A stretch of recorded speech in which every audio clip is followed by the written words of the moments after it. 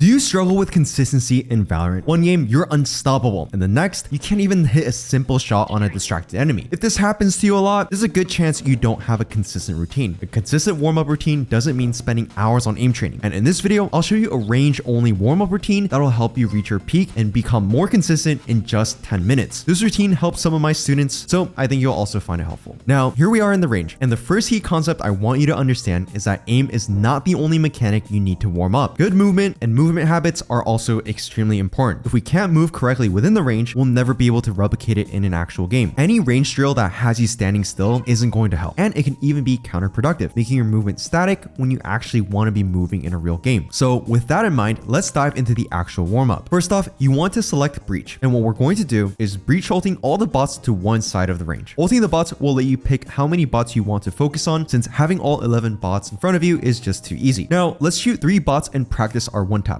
We're going to spend around 1 minute practicing our one taps with a guardian on 3 bots. We're not trying to focus on speed, but instead we're prioritizing our accuracy and keeping our horizontal flicks straight in between targets rather than having fast, shaky lines. And make sure you're also focusing on moving in between your shots, just as you were in a real game. That's either with simple strafing left and right in between your shots, or mixing in crouches and same direction movements into your pattern. And over the 60 seconds, make sure you're also varying the distance from the bots. If you want to focus on your micro corrections, you can play further back. And if you want to work on larger flicks, you just have to move closer. And next up, let's pick up a Vandal or Phantom, or even switch between them during the next 60 seconds. We're doing the same exercise we did just with the Guardian, except now we'll focus on bursting instead of tapping. Not much changes here. We're just getting a feel for the recoil recovery time of the weapon and how that affects our strafes. One taps with the Guardian have a much faster recoil recovery time than bursting with the Vandal. So let's make sure we're slowing down our movement to match that. And if the bots are really close together, you can chuck in a spray transfer just to be realistic to how you would play in that scenario. And once we've done this for 60 seconds, we can then start focusing on tracking. While tracking by itself is not a core essential part of the game, it still has a ton of benefits. Skills such as having smoothness with your crosshair placement and movement reading are essential to playing Valorant at a high level. And the best way to practice these mechanics is to train your tracking. So we're going to start off with practicing our stationary tracking. So to focus on this aspect, let's activate the 100 bots challenge. Now we can just track each bot for 5 to 10 seconds before shooting it. And once again, let's keep practicing our movement. And while we're tracking, don't just simply strafe side to side. Treat it like a shadow boxing scenario. Move, strafe, crouch, just like you would in a real fight, while keeping a nice, smooth track on the target's head. And make sure you're also changing up the distance between you and the bots. Up close, you'll need to be a lot faster with tracking, and the further away you get, the smoother and slower you need to be. And you can just do this drill for a total of 60 seconds. And for our final tracking drill, we can repeat the same tracking task, but this time using strafing bots. This changes the drill completely. Now, you must track the bot's movement while also focusing on your own. And this is a challenging drill, and tracking the enemy bot will be difficult, but that's also why hitting shots in Valorant can be hard. If you and the enemies both have good movement, your aim will need to be really good. So try not to rely on just predicting the bot's movement, but instead react to it naturally. In a real game, you'll likely not be able to focus on the enemy movement pattern, so it needs to become second nature to you to react and putting your crosshair on the target. And before we continue with our routine, if you're really struggling with consistency and feeling like you're not improving, then you would benefit a lot from my hands-on coaching. Inside the Immortal Warmup program, you'll get over 100 plus hours of personalized coaching with hands-on help from Radiant and VCT coaches. You'll improve and rank up in just a few weeks. For example, in just 6 weeks, Hams went from Ascendant 3 to now Immortal 2, Val Potato started Silver 1 and is now already Plat 2, and 94BT started Iron 3 and is already Plat 1. And there are thousands of other students with results like this. So if you're a serious player who wants to improve and rank up fast, use the link down below to book a free call with me or one of our coaches to see if we'd be a good fit. We're so confident that we can help you get results that we have a 500 RR in 10 weeks guarantee or your money back, so don't wait and reach out to us before the next season starts. Now, back to the video. An often overlooked part of warming up is making sure your spray is on point. While spray patterns aren't 100% predictable in Valorant, having a general feel of your spray and being able to rely on it makes the game a lot easier. Even just a smooth feeling I get from warming up my sprays make my confidence stronger when I get in game. The first thing we're going to do is simply go to the target in the outside area of the range. Then we're going to set the target to 20 meters and simply practice our sprays. Our goal here is to get all our bullets in the smallest circle. You can shoot 20 to 25 bullets at a time, then click the reset button and take note of your spray. Are you pulling down too fast or too slow to react to the changes in direction? These are areas we can improve upon in this scenario, and do this for 5 to 10 times for the rifles you care about using. Note that we obviously can't move that much while spraying. However, we can still tap crouch to make our head a moving target. target. Every time I practice my spray, I'll constantly tap crouch as that is what I would do in a real game, and try not to commit to a crush spray because that's the easiest way to get one tap. And afterwards with this drill, we can take a few steps back and practice our spray transfers on the flying targets. This is quite a fun one. First, you have to break the big target, then spray the 2 Sova drones further away before adjusting to the big targets in the front. This will be a 4-man spray transfer, and we want to do this for another 60 seconds. Once we feel confident in doing this, we can go back into the range and practice with more realistic targets. Once again, I'm breach ulting the bots to one side and just focusing on 3 to 4 bots at a time. Our goal this time is to go for 2 to 3 man spray transfers. We've already practiced our spray a lot, so I would only do this for around 30 seconds. Now that we've warmed up each fundamental of our aim, we can move on to the more challenging drills. By putting everything together, these are compound scenarios that will warm up multiple aspects of our aim at once and give you a score to use as feedback to improve day to day. The first thing we're going to do is hard bots. We're not just going for 10 style flicks to hit a high score, but we're trying to achieve a consistent and reliable aim. The training is as follows. Use a guardian or any other one-tap weapon and start the challenge at the center of the wall and strafe right while tracking the middle of the wall. Think about it like you're scaling anywhere in an actual game. Your crosshair placement will be where you expect enemies to peek. Then when the bot spawns, flick to it at a steady pace while stopping your movement, confirm your crosshair placement, and then shoot. Obviously, this will be quite challenging, so I recommend setting the speed to hard only when you can consistently hit 25 bots on average on medium while following the same routine. This is an excellent drill for a very common in-game scenario, so do this around 5 to 10 times. And if you're really serious, mark down your score and find the average of your 10 runs. Then try to beat it day to day and week to week. And now this next drill puts everything together with an emphasis on pistol rounds. For this, we'll set the challenge to 50 bots. Make sure the head armor is on and that you select strafing bots. We're going to buy a ghost and stand in the center of the range. The reason for this is pretty simple. The ghost means that we'll have to shoot the bot twice, allowing us to practice strafing in between shots and readjusting. Playing closely to the bots also forces us to constantly look around and find the bot, simulating chaotic scenarios in game. Even when trying to locate the bot, don't just stand still. Otherwise, in game, you'll be an easy shot. This drill takes quite a long time, so you only need to do it once per day. Feel free to mark down your time and see if you can beat it tomorrow. So that concludes the final routine, and once you've completed it, feel free to go into a deathmatch or go straight into ranked. While 10 minutes may not seem like a lot, you can get so much value out of it if you follow this routine consistently. And feel free to adjust any drills that feels awkward to you or even add your own. Warming up is different for every person, but remember though that warming up will not necessarily improve your aim. So if that's your goal, you can check out this video I made on the 5 aim mistakes you don't realize you're making. Thanks for watching.